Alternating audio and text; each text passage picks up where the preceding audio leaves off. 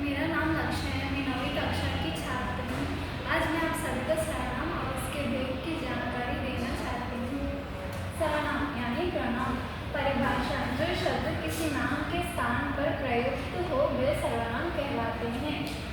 अर्थ: संज्ञा के स्थान पर प्रयोग होने वाले सभी शब्द सर्वनाम हैं। उदाहरण: मोहन पढ़ रहा है, वह अपना गृह कार्य कर रहा है।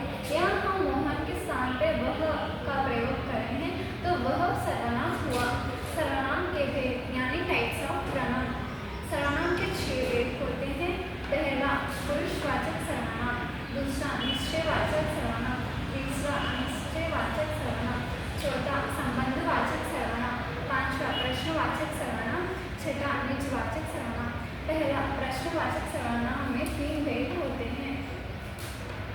उत्तम पुरुष यानी फर्स्ट पर्सन, मध्यम पुरुष यानी सेकंड पर्सन, अन्य पुरुष यानी थर्ड पर्सन। पहला उत्तम पुरुष के उदाहरण में हम आदि, आदि का मतलब है एक्सेट्रा।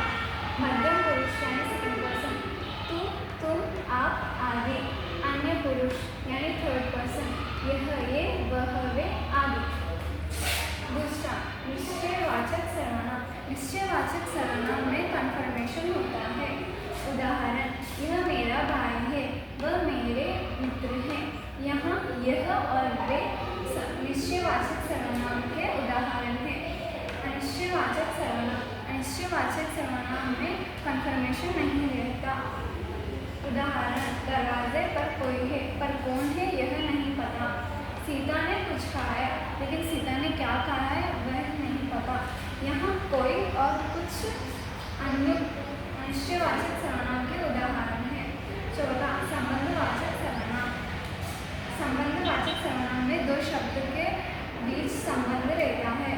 उदाहरण: जैसे करनी, वैसे भरनी, आदि। यहाँ जैसी और वैसे, वैसी संबंधवाचक सर्वनाम के उदाहरण हैं। पांचवा प्रश्नवाचक सर्वनाम।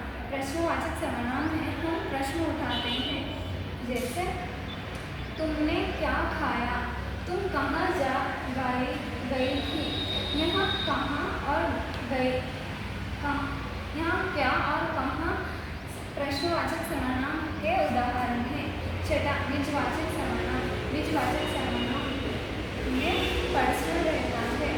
मैं अपना कार्य कर सकती हूँ।